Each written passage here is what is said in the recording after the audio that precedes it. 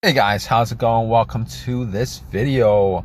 All right, so we are going to do another video on a no start issue, and we're going to do a quick fix on this. Hopefully it'll be the same issue that you guys are having, and this will be a quick fix for you guys too. But let me just give you some background. So I've had no issues with my car for a long while. Changed out the battery maybe like 6 months ago, and it's been working fine ever since. Hasn't had a check engine light or anything like that for the longest while. And yesterday I took it for a long drive, went all over the place, and took it to Walmart to get something. Came back out 30 minutes later, try to start it, and it wouldn't start.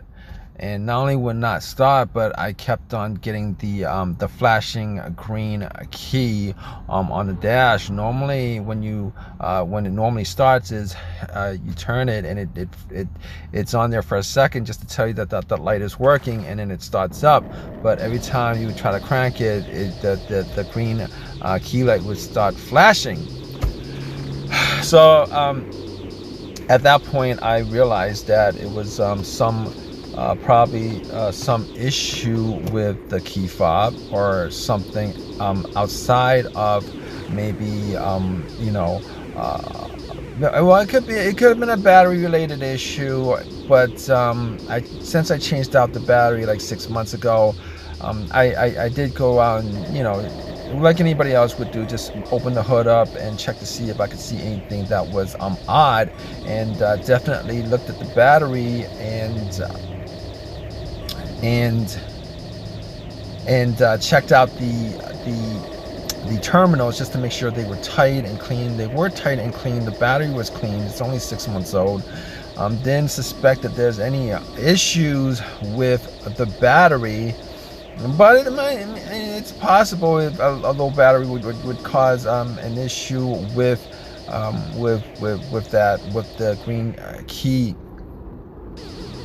flashing the dash. But I chose another route as far as diagnosing this issue, and I did not have something to read the battery as far as what volt it was at. Definitely could have gone to Walmart, bought like a voltmeter and checked that out, but didn't have one on me. Didn't think it was necessary because everything worked fine, and all the lights came on and stuff like that. And if it wasn't for that flashing green key light on the dash, I probably would have maybe asked somebody for a jump just to see if it actually if it was actually the battery or not.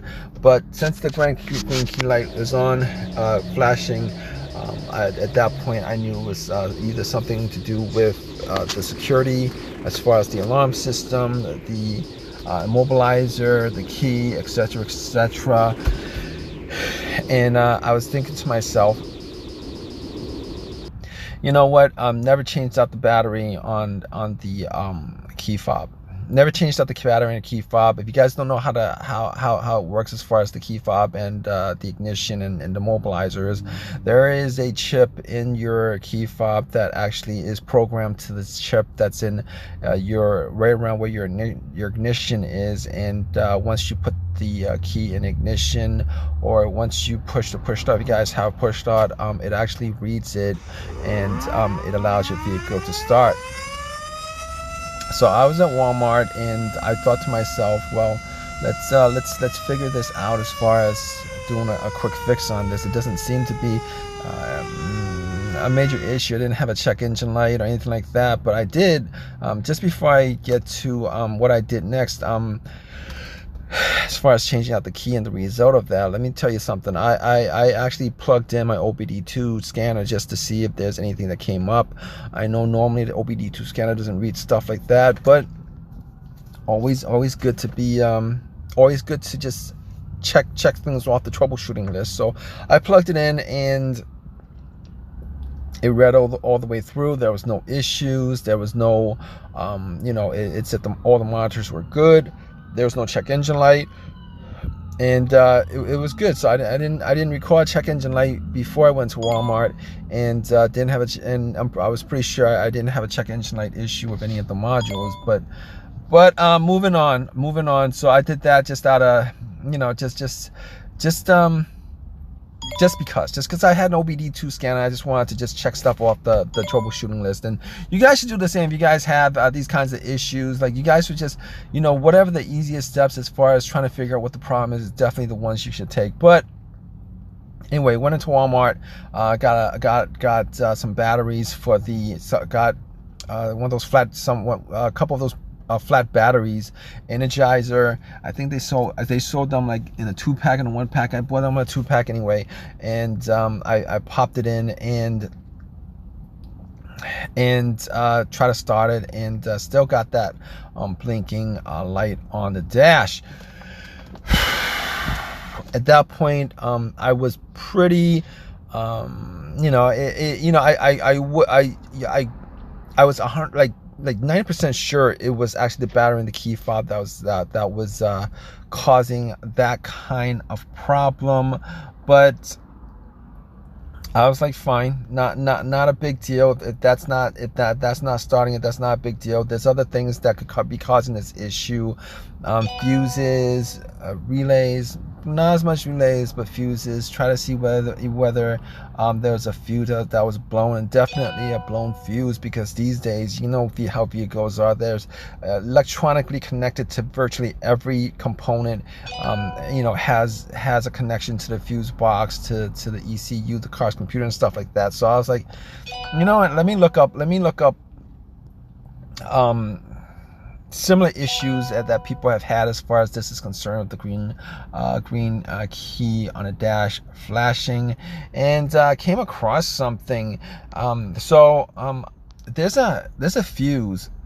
All right, there's a fuse called the ACG fuse.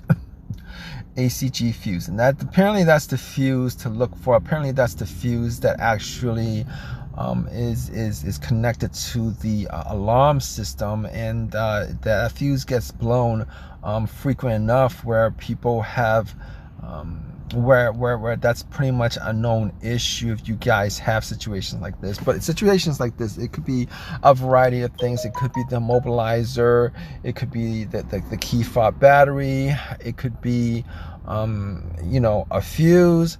So I was like, that fuse, I just assume maybe, you know, we're going with easy fixes with this. All right, easy diagnosis, easy fixes. It doesn't seem to be a big issue. So went to Walmart, bought a bunch of fuses. I guess I could have just swapped out a couple of these fuses for that, but you know, you never know when you're gonna need fuses, particularly if you have a couple of cars and you do a lot of things with things that need fuses. So got the fuses and swapped out that fuse. Now I didn't know, I didn't really make sure whether that fuse was blowing or not. Didn't have a fuse tester, so I swapped out that fuse. I already have a fuse tester. I wasn't gonna go and get another fuse tester and then return it. So I swapped out that fuse and was crossing my fingers, hoping that I didn't need a tow truck. Pretty sure I didn't need a tow truck. Pretty sure it was something simple that I could have figured out on my own if I thought about it. Worst case scenario, it could be the mobilizer that was the issue. It could be the key fob that had the issue outside the battery. It could be the key fob. Maybe the chip was broken. I needed a spare key to figure out where to start it, how to start it, to figure out that it was that was the problem. And sometimes that is the problem. But let me just keep this to a short story, make this long story short. All right, so I got in and crossing my fingers, and guess what, the light went on and went off, and then I was able to start it, and it started up. That was it. It started up. I haven't had any issues since. And if you guys have this problem, hope that your solution is as simple as mine. I know these situations are very frustrating to figure out, but hopefully this situation isn't too bad for you, and you don't have to get your car towed and spend time and money trying to figure out what the situation is. If you guys have your own if you guys have your own personal experiences with something like this, specifically this, definitely leave a comment in the comment section. Please subscribe, please give me a thumbs up, all that good stuff. Appreciate your time, guys. All right, take care, guys.